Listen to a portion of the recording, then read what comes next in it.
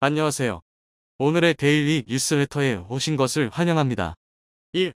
KF-21의 중요한 변경 사항. 2. 모든 통제를 깬다. 3. 중국이 경보를 울렸다. 한번 진실을 알아봅시다. 대한민국이 이것까지 한 번에 성공할 줄은 몰랐습니다. 지난 2월 20일 마침내 CJ-452도 초도 비행에 성공하면서 대한민국의 항공 기술력을 또 한 번 입증해냈습니다. 아마 여기까지만 보시면 이게 얼마나 대단한 일인지 잘 모르실 겁니다. 이제 KF-21의 초도 비행 성공쯤이야 당연하게 받아들여지기 때문인데요.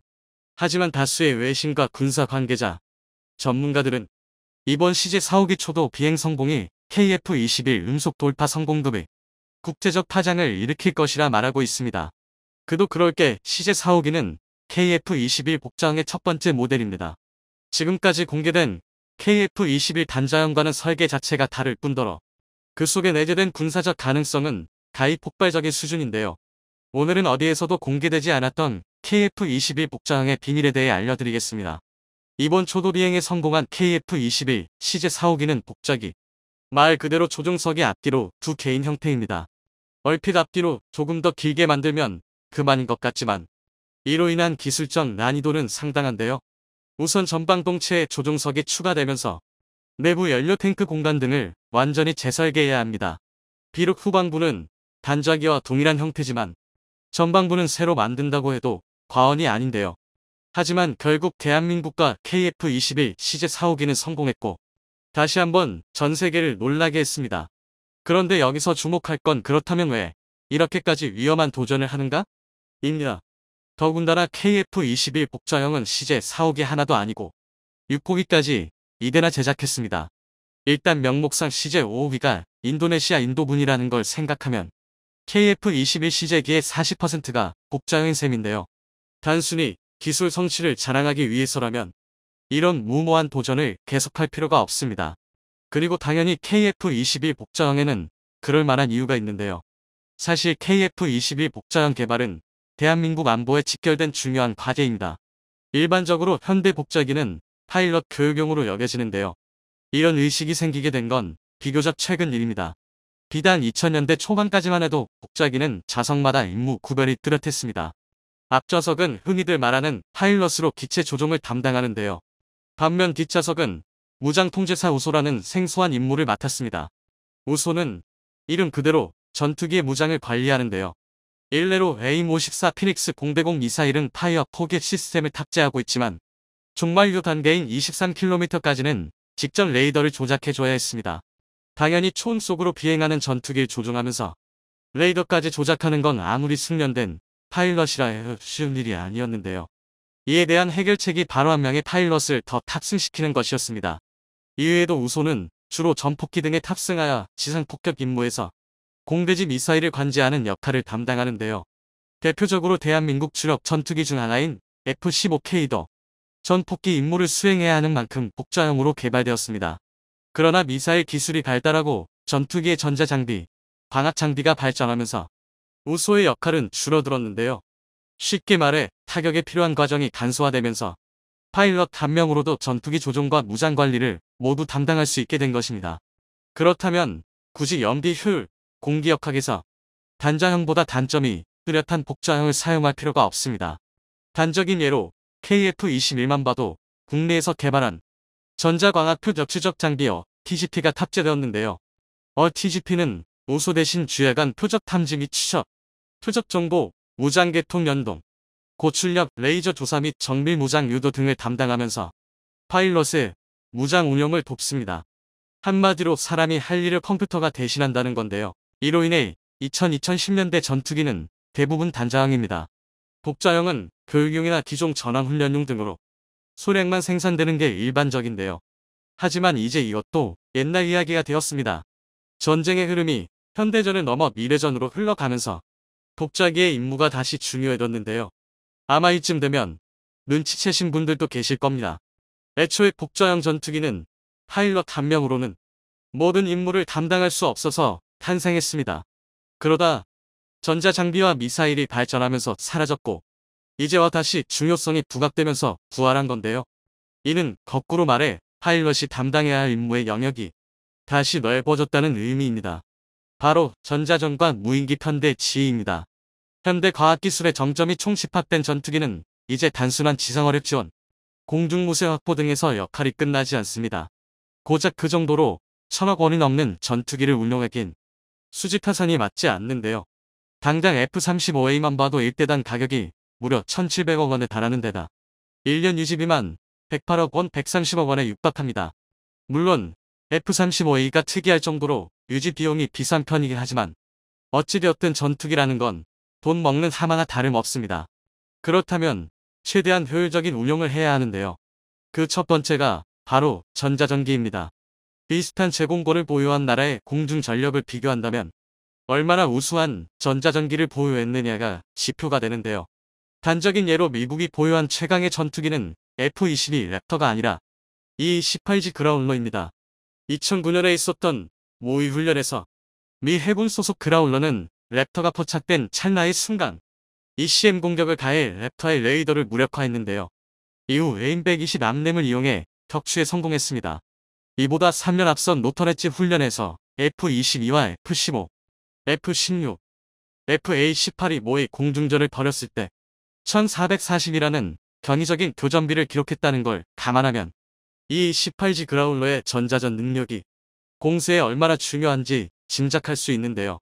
이처럼 전자전기는 적의 탐지 자산을 무력화하는 게 주 임무입니다.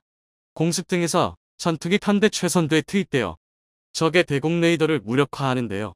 즉 적의 눈과 귀를 침묵시키는 것입니다. 입만 남은 적은 제공권을 빼앗기고 비명밖에 지를 수 없는데요. 실제로 KF-21에는 EWC, RWR 제어기, 재밍신호 발생기, RWR, RF 제머, CMDS를 통합한 국산 통합 전자전체계 EW 슈트가 탑재되어 있습니다.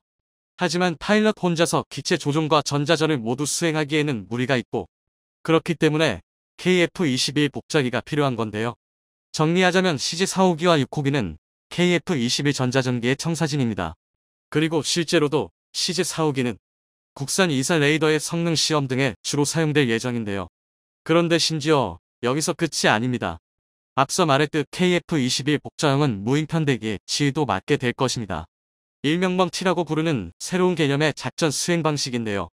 이를 쉽게 말하면 KF-21 단 1대로도 무인기와 함께 편대 임무를 수행하는 것입니다.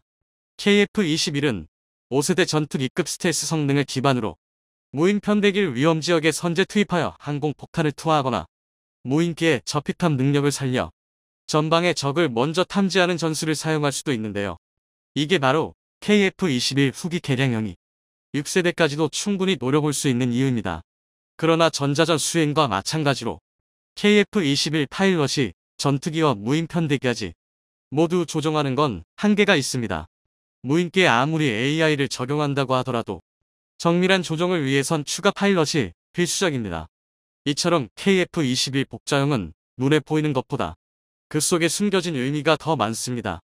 전자전기와 무인기 편대를 보유하게 된다면 대한민국 공중전력은 질적으로 한 단계 성장하게 될 텐데요. 하지만 이 길도 한 걸음부터입니다. 지금까지 시제기들은 110회 이상의 다양한 시험 미행을 치렀지만 아직도 갈 길이 많이 남았습니다. 부디 KF-21 시험 미행이 끝나고 양산에 돌입하기까지 중국의 새로운 무기를 대비하기 위해 미국은 슈퍼 무기를 만들고 있지만 사실 중국 무기의 성능은 매우 과장되어 있고 실제 성능은 끔찍한 수준이다. 미국은 굳이 슈퍼 무기를 만들 필요가 없었다. 현재 세계 무기 수출국 중 4위에 올라있는 중국 무기에 대한 외국인들의 전형적인 시선입니다. 2022년 한국을 대표한 키워드는 바로 한류화 무기가 아닌가 싶습니다. 그 중에서도 무기의 경우 한류와는 달리 누구도 이 정도의 성장을 예상하지 못했지만 단 1년 동안 세계 4위 무기 수출국이 될 것이라는 예상이 나올 정도로 폭발적인 성장을 보여주었죠. 그리고 외신들은 결국 한국이 중국을 제칠 것으로 예상하고 있습니다. 먼저 중국의 경우 막대한 노동력과 자본 등을 토대로 1990년대부터 본격적으로 방산업에 진출하기 시작했습니다.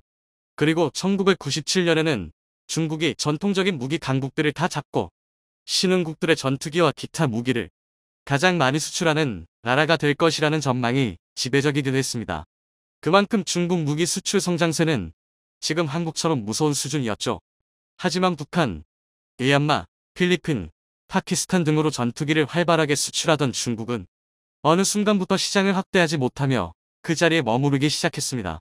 그리고 이제는 한국이 월등한 기술력과 제조력 등을 토대로 중국을 제치고 아시아 최고 무기 수출 국가로 자리매김할 것으로 예상되고 있죠. 그럼 도대체 미국에 이어 무기 수출국 2위 국가가 될 것이라고 모두가 예상했던 것과는 달리 중국의 무기 수출이 한국과 비교해 이렇게 무너지게 된 이유는 무엇일까요? 일단 가장 큰 첫 번째 원인은 바로 중국이라는 나라에 대한 부정적인 이미지 때문이었습니다. 현재 모든 나라가 한국을 좋아하는 반면 대부분의 나라는 중국을 부정적으로 바라보고 있습니다. 전염병 이후로 상황이 더욱 심각해지기도 했죠. 쉽게 말해 중국을 친구로 생각하는 나라가 많지 않다는 걸 뜻합니다. 사실 한국도 그렇고 다른 나라도 그렇고 수많은 제품들이 여전히 중국에서 만들어지고 있습니다. 중국의 제조 시장이 워낙 크다 보니 중국이 싫어도 중국에서 만들어진 제품들을 어쩔 수 없이 사용할 수밖에 없는 실정이죠. 하지만 무기만은 다릅니다. 무기 수출국이 되기 위해서는 단순히 무기 성능과 가격만 좋아서 되는 게 절대 아니라고 합니다. 무기를 수입하는 상대국이 수출국을 우방국이라고 생각하거나 그게 아니더라도 최소한 자신들의 나라를 침범하지는 않을 것이라는 신뢰가 깔려 있어야지만 무기를 구입하는 것이죠. 그러나 다들 아시는 것처럼 대부분의 나라들은 중국이 언제 어떻게 돌변할지 모른다는 생각을 가지고 있기에 쉽사리 무기 구입을 하지 못하고 있는 겁니다. 많은 나라들이 중국과의 군사적 협력을 주저하는 이유라고 할 수 있죠. 반면 이 부분에 있어서 한국은 중국과는 완전 다른 이미지를 가지고 있습니다. 역사적으로 다른 나라를 침략한 적이 없는 한국이고 한류 문화로 인해 전 세계에 친숙한 나라이다 보니 한국과 직접적인 우호국이 아니더라도 한국 무기를 전혀 고민 없이 구입하고 있는 것이죠. 적어도 한국이 자신들을 침략할 것이라는 생각 자체가 애초에 없기에 이런 결정이 가능하다고 할 수 있습니다. 실제로 중국의 주요 무기 수출국이었던 필리핀마저 이제 중국이 아닌 한국을 통해 FA-50 전투기 구입을 시작으로 본격적인 무기 구매를 하고 있죠. 이와 관련해 미국의 유명 방산 컨설팅 업체인 틸그룹의 리차드 부회장은 언론과의 인터뷰를 통해 당신에게 친구가 없다면 세련된 무기는 별다른 의미가 전혀 없는 것이다. 이는 전 세계 나라들이 중국산 전투기를 구입하지 않는 결정적인 이유다. 직설적으로 언급하기도 했습니다. 물론 한국의 무기가 중국보다 사랑받는 이유는 단순히 호감도 때문만은 아니었습니다. 모든 중국산 물건이 그렇듯 각종 하자와 부실한 AS를 경험해보게 되면 두 번 다시 구매하고 싶은 생각이 사라진다고 하는데요. 이 부분에서 한국은 전 세계 무기 수출국 중에 최고 퀄리티를 자랑하고 있었습니다. 단순히 유지보수가 훌륭할 뿐만 아니라 그 나라 상황에 맞게 무기를 변경할 수 있도록 호환성까지 맞춰주고 있죠. 그러니 누구라도 굳이 한국산 무기를 두고 중국산 무기를 구입하지 않는 것입니다. 이제는 그래도 메이드 인 차이나 제품들이 많이 개선되지 않았냐고 생각하시는 분들도 많은데요. 여전히 중국인들의 일처리 과정은 정말 상상을 초월할 정도로 최악이었습니다. 여담이지만 제 지인 중에 중국에서 물건을 사입해 판매하시는 분이 있는데요. 아무리 오랫동안 거래한 중국 공장이라고 하더라도 한국에서는 상상도 할 수 없는 행동을 한다고 합니다. 예를 들어 숟가락 100개를 주문하면 그 중에 분량이 30개가 아니라 그냥 숟가락이 아닌 젓가락 30개가 와버리는 것이죠. 그래서 연락을 하면 반품하면 보고 바꿔줄게 그게 다라고 합니다. 물론 무기 산업에서는 이 정도까지는 아니겠지만 여전히 중국인들의 마인드가 어떤지 알 수 있는 웃지 못할 사례라고 할 수 있죠. 마지막으로 유럽과 더불어 수많은 국가들이 중국이 아닌 한국의 무기를 구입하는 이유는 바로 빠른 배송과 정확한 납기일 그리고 이를 가능하게 해주는 제조시설 때문이라고 합니다. 초한국의 전차와 기타 무기들이 폴란드에 도착해 엄청난 화제가 된 적이 있습니다. 지난 여름 계약 후 단 4개월 만에 폴란드 현지에 무기가 도착했기 때문이었죠. 무기 수출 역사상 4개월 만에 이렇게 무기가 배송된 적은 처음이라고 합니다. 세계 정세상 하루라도 빨리 무기를 갖춰야 하는 현재 상황의 배달의 민족 한국의 특급 무기 배송은 폴란드를 비롯해 다른 나라들에게 극찬을 받았고 실제로 이로 인해 여러 추가 계약이 이루어지기도 했습니다. 작년 12월 22일 직접 한국 무기를 수입하기 위해 방문한 루마니아 국방장관은 나토 가입국인 폴란드가 한국산 무기를 도입한 것에 주목했다. 그리고 여러 이유 중 납기일을 잘 맞추는 한국 방산업의 장점이 무기 수입 결정에 큰 역할을 했다. 그런데 사실 한국인들 입장에서는 아니 무기든 뭐든 언제까지 주기로 계약을 했으면 당연히 그때 주는 게 정상인데 뭘 그렇게들 칭찬하는 거야? 하지만 지금까지 방산업계를 보면 1년 이상 연기되는 경우도 많고 심지어 그냥 모든 계약이 물거품이 되어버리는 경우도 허다했습니다. 그래서 다들 이를 감안하고 계약을 하기도 했었죠. 하지만 한국이 그 틀을 완전히 깨버린 것입니다. 방산업계 관계자에 따르면 한국의 납기 속도는 미국이나 독일보다 훨씬 빠른 세계 최고 수준이라고 합니다. 이는 결국 무기를 대량으로 생산할 수 있는 체계가 제대로 잡혔고 한국인들 역시 이를 뒷받침할 수 있는 완벽한 능력을 보여주고 있다는 뜻으로 해석할 수 있죠. 무기산업과 밀접한 관련이 있는 조선업에서 한국과 중국의 흐름 변화를 보면 납기 일의 중요성이 얼마나 큰지 바로 이해할 수 있습니다. 다들 아시는 것처럼 한국의 경우 조선업과 관련해서는 꾸준히 세계 1위 자리를 지키고 있었습니다. 그러나 어느 순간부터 저가 공세를 통해 밀어붙이는 중국에게 그 자리를 빼앗기고야 말았죠. 하지만 그 시간은 크게 오래가지는 않았습니다. 2010년 처음으로 한국의 조선업의 1위 자리를 중국에게 내주고 한국의 상황은 꽤나 심각했었습니다. 2013년에는 조선, 태운의 주축이었던 STX그룹이 해체되었으며 한국 조선업의 대표주자인 현대중공업도 2010년부터 영업이익이 줄어들다가 급기야 2014년에는 3조 2495원의 대규모 적자를 기록했죠. 한국인들뿐만 아니라 외신들 역시 한국의 조선업도 이젠 한물 같다라는 평을 내릴 정도였습니다. 그만큼 한국의 조선업은 중국으로 인해 위축되어 있었죠. 그런데 뜻밖의 사고가 나왔습니다. 저가격으로 치고 나오던 중국의 조선소들이 결국 부실한 운영으로 이를 내고 만 것입니다. 2018년 6월 22일 호주 인근 해상에서 중국의 대형 LNG 운반선 세티 글래드스턴 호가 갑자기 멈춰서는 일이 발생했습니다. 원인은 엔진 고장이었는데요. 당시 세티 글래드스턴 호는 그로부터 불과 2년 전인 2016년도에 건조된 선박으로 이제 막 운행되기 시작한 새 선박이 운행에 치명적인 엔진 고장을 일으켰다는 것은 정말 말도 안 되는 일이었습니다. 결국 파푸아 뉴기니 인근 라바울함으로 예인되었고 2개월간 수리 끝에 운항을 재개했지만 중국 선박의 신뢰도는 이 사건을 계기로 떨어질 수밖에 없었죠. 게다가 대부분 이번 운행을 끝으로 해당 선박의 운행이 당연히 중단될 것이라 생각했지만 중국은 뻔뻔하게 현재까지도 운행을 하는 모습을 보여주면서 세계의 신뢰는 더욱 바닥을 치게 되었습니다. 해당 LNG 운반선은 중국이 한국의 LNG 운반선 시장을 잠식하기 위해 야심차게 추진한 첫 번째 프로젝트이자 결과물이었는데요. 원래는 이를 토대로 외국 선사에 LNG 운반선을 대량 수주할 계획이었지만 첫 번째 선박의 엔진 고장이라는 치명적 결함을 노출하면서 중국의 계획은 차질을 빚게 되었으며 이후 심혈을 기울여 준비한 후속 5척도 잦은 고장을 일으키며 문제가 계속되었습니다. 결국 한국을 이기겠다는 눈먼 욕심으로 저렴한 비용으로 무리하게 사업을 일으킨 것이 터져버린 것이죠. 문제는 다른 중국의 조선소도 비슷한 양상을 보였다는 점입니다. 중국에서 만든 선박들의 기술 결함 문제가 계속해서 속출한 것인데요. 프랑스 선사 CMA CGM이 2017년 중국 선박공업에 발주했던 9척의 LNG 추진 컨테이너선은 기술적 문제로 2차례나 납기가 지연되었고 중국 조선소에서는 지체보상금을 물어야 했죠. 여기에 설상가상으로 중국의 인건비가 급속도로 상승하면서 가격 경쟁력도 상실했으며 중국 조선소의 부실한 재무구조가 수면 위로 떠오르며 상황은 급격하게 악화되었는데요. 결국 외국 선사들은 중국에서 발을 뺄 수밖에 없었고 외국 선사들이 다시 선택한 나라는 역시나 국관이 명관이라는 말이 있듯 조선업에서 전통 있는 한국이었습니다. 더욱이 LNG선과 같은 고부가 가치 선박들은 신용이 필수인 사업이라고 할 수 있는데요. 그렇다고 중국 대신 일본을 선택하기엔 미쓰비시 중공업이 2008년 건조한 컨테이너선이 인도양 해상에서 두동강에 나침몰해버리는 말도 안 되는 이력을 가지고 있어 애초에 해당 사항이 될 수 없었고 결국 유일한 선택지는 한국밖에 없었던 것이죠.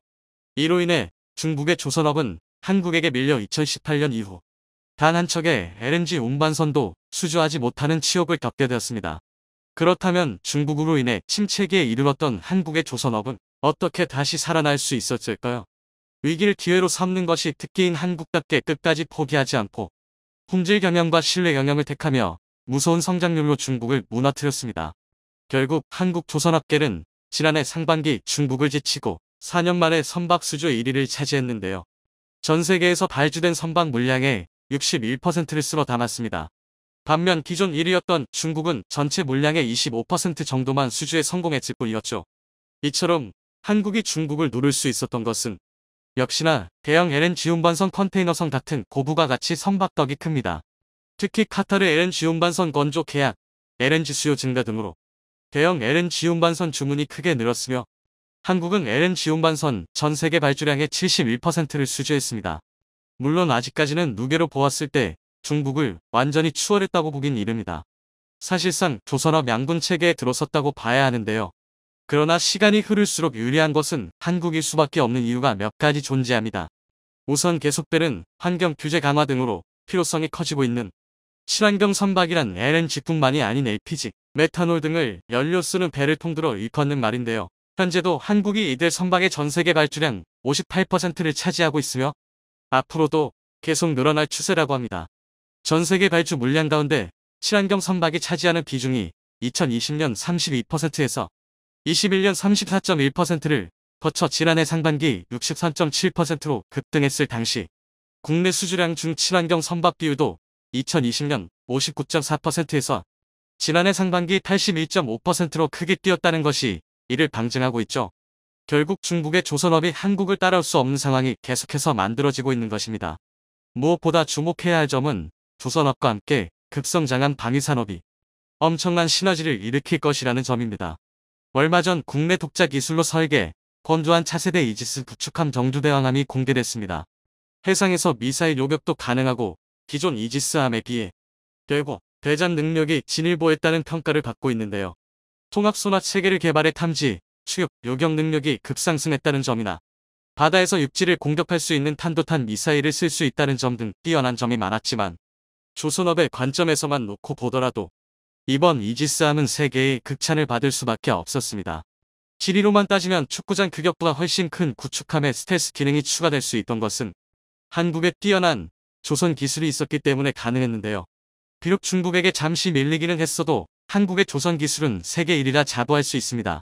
그리고 이젠 방위산업 성장과 맞물려 군함 기술에서 항공모함을 제외한 모든 함정을 다 만들어낼 수 있는 수준까지 도달했죠. 독도함도 14,500톤짜리로 만들어냈고 이지스함에도 스텔스 기능을 만들어낸 것을 보면 군함 건조 기술 역시 세계적인 수준에 이르렀다고 자신할 수 있게 된 것입니다. 이처럼 한국 조선업의 지속 성장은 당연히 방위산업 발전에도 큰 도움이 될 것이라 예상되고 있는데요. 환태평양 합동연습, 일명 림팩이라 불리는 세계 최대 국제해군훈련에서 미국 다음으로 많은 함정을 보낸 곳은 일본이 아닌 한국이었는데요. 마라도함, 독도함, 세종대왕함 등이 보내졌었죠. 이 훈련이 얼마나 중요하냐면 수많은 해외 바이어들이 훈련을 지켜본다는 점입니다. 이곳에 전시된 군함을 통해 그 나라의 군사력과 방위산업의 수준을 엿볼 수 있기 때문이죠. 림팩 훈련에서 직접 보고 무기를 살지 안 살지를 결정하는 것입니다. 특히나 군함은 기술력의 총집합체이기 때문에 우주선에 버금가는 기술력이 들어간다 해도 과언이 아닌데요. 특히 이지스함은 항공모함 다음으로 위력이 큰 전투 능력이 뛰어난 함정이라고 할 수 있기 때문에 거의 모든 군사기술이 들어간다 할 수 있죠. 그렇기에 전 세계가 주목할 수밖에 없는 것인데요. 게다가 사실 이지스함을 살 수 있는 곳은 한정되어 있습니다. 대표적인 나라가 미국인데 미국의 군함들은 굉장히 비싼 편이죠. 그런데 현재 한국은 무수한 노력 끝에 기술 개발이 진전된 상태라 이제 자주포와 전차를 넘어 해상무기까지 수출의 물살을 탈 수 있게 된 것입니다. 그리고 이는 또다시 조선업에도 큰 호재로 작용하는데요. 일례로 영국 같은 경우 항공모함을 만들기 위해 무려 6개의 조선소를 동원했습니다. 단순히 자주 국방에만 도움이 되는 것이 아니라 수많은 조선소가 동원되면 1만 개 이상의 일자리가 창출될 수 있으며 그와 연관된 수백 개가 넘는 기업이 참여해 조선업의 발전과 국가 경제에도 큰 도움이 된다는 것입니다. 이러한 이유들로 인해 많은 해외 전문가들이 방위산업을 비롯해 조선업에서도 이미 날개를 단 한국을 중국이 꺾을 수는 없다고 분석하고 있는 것이죠. 왜 가격이 더 비싸더라도 여러 나라들이 중국이 아닌 한국의 무기를 구매하는지, 고부가 가치 선박인 액화천연가스 LNG 운반선 시장에 중국 조선업체들이 뛰어들고 있습니다. LNG 운반선은 한국 조선업계가 감점을 보이지만 중국 업체들은 가격 경쟁력을 무기로 시장 점유율을 늘리고 있습니다. 최근에는 프랑스 GTT의 지원을 받아 한국 조선업체들이 장악하고 있는 초대형 LNG 운반선 진출에도 속도를 붙이고 있습니다. 그런데 이런 상황에서 한국 기업들이 최근 LNG 운반선 관련 계약을 파기하기 시작했다는 사실이 알려지고 있습니다. 일반적으로 1위 사업자가 기존 계약을 포기하는 것은 후발주자에게 기회가 될 수도 있겠지만 조선업에서는 전혀 다른 모습이 펼쳐지고 있습니다. 대우조선해양이 최근 6천억 원 규모의 LNG 운반선 2척에 대한 계약을 해지했습니다. 하지만 회사 측은 러시아 리스크와는 다른 성격의 사안이며 오히려 이번 계약 해지가 호재가 될 수 있다고 말합니다. 조선업계에 따르면 대우조선해양은 유럽 지역 선주와 6,495억 원 규모의 LNG 운반선 2척 계약을 해지한다고 공시했습니다. 해지 사유로는 선주 측 계약 조건 미이행에 따른 계약 무효를 들었습니다. 해당 계약은 올해 7월 체결된 것으로 당시 환율은 1달러에 1,312원이었습니다. 계약이 선주사 사정으로 3개월 만에 무산된 것은 다소 드문 사례입니다. 대우조선해양은 선주사 이름을 공개하지 않았지만 해외에서는 해당 업체가 노르웨이 에즈 마리타임 홀딩인 것으로 알려졌습니다. 아바이 캐피탈 소유의 멕시코 퍼시픽이 추진하는 북미 LNG 프로젝트의 일환이며 선박을 발주하려 했으나 계획에 차질이 생긴 것으로 보입니다. 대우조선의 LNG 운반선 계약 해지는 이번이 처음은 아닙니다. 대우조선은 올해 러시아발 LNG 운반선 총 2척에 대해 계약 해지를 통보한 바 있습니다. 서방 국가들의 러시아 제재로 러시아 선사가 대금을 지급하지 못하면서 생긴 일입니다. 해당 선박들은 얼음을 깨는 쇄빙 기능에 있는 LNG 운반선인데다 건조가 진행 중이었기에 악성 재고가 될 위험이 있었습니다.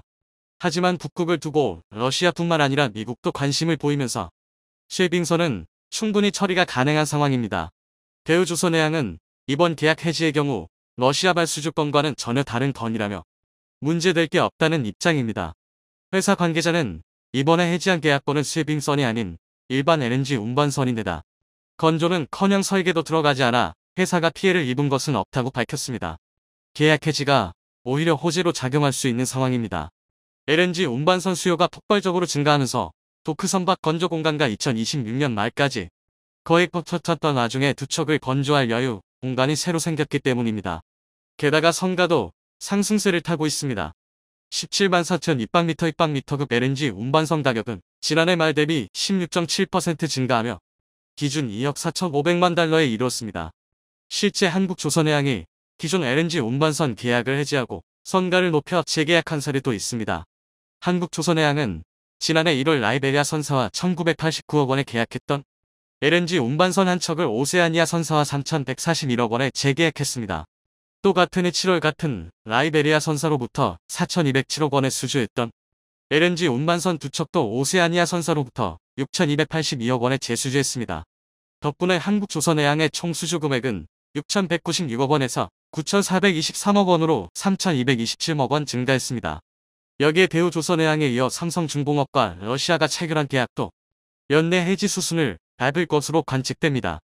삼성중공업의 실적 타격이 불가피하겠지만 이번 기회에 러시아 리스크를 해소하고 내년 실적 개선세를 붙이는 게 낫다는 평가가 우세합니다.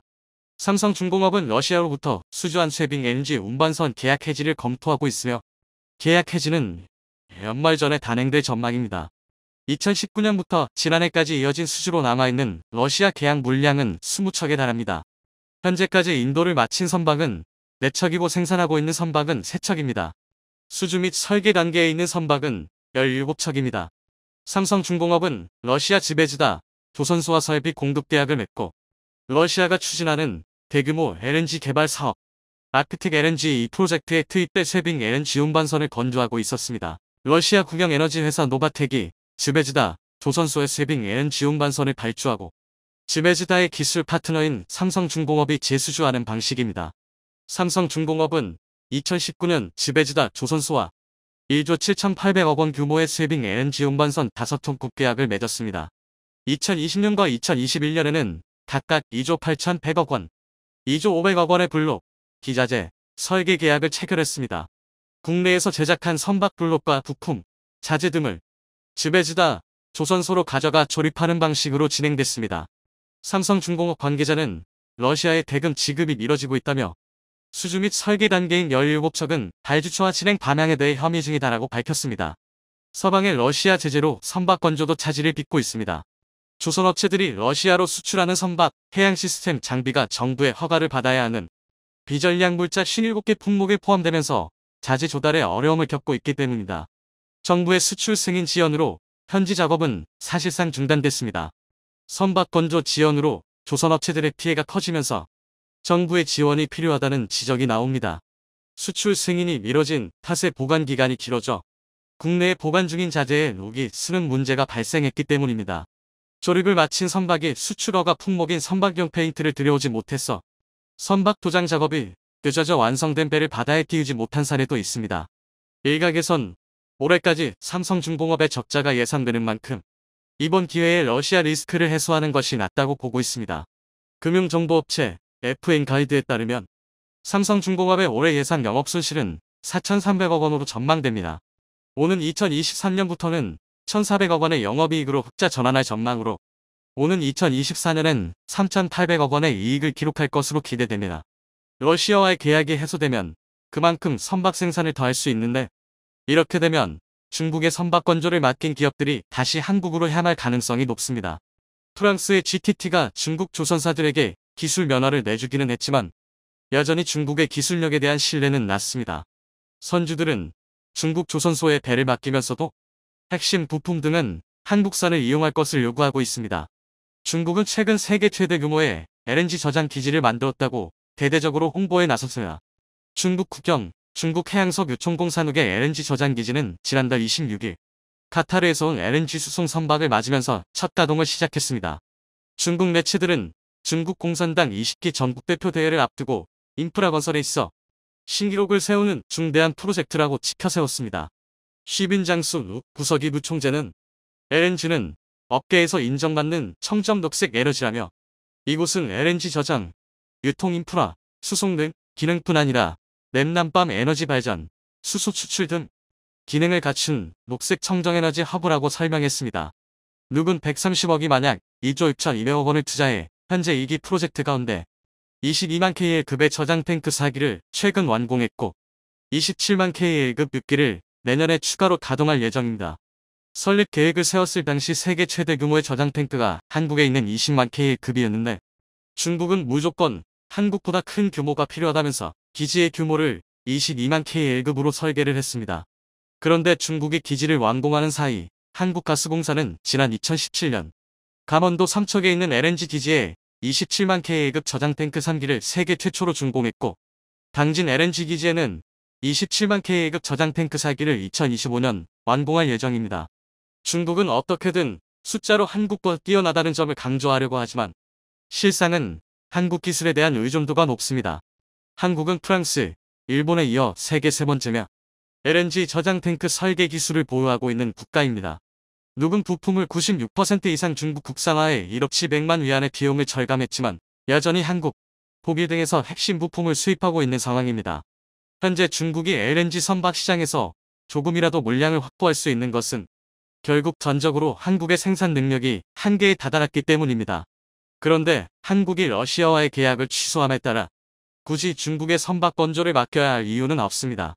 그나마 한국에게 거절당한 러시아만이 중국의 선박 생산을 부탁할 수 있는 정도입니다. 여기에 핵심 부품의 경우 한국을 비롯한 서구권 국가에게 공급받는 상황으로 언제든지 중국의 LNG 운반선 생산을 막을 수 있는 상황인 것입니다.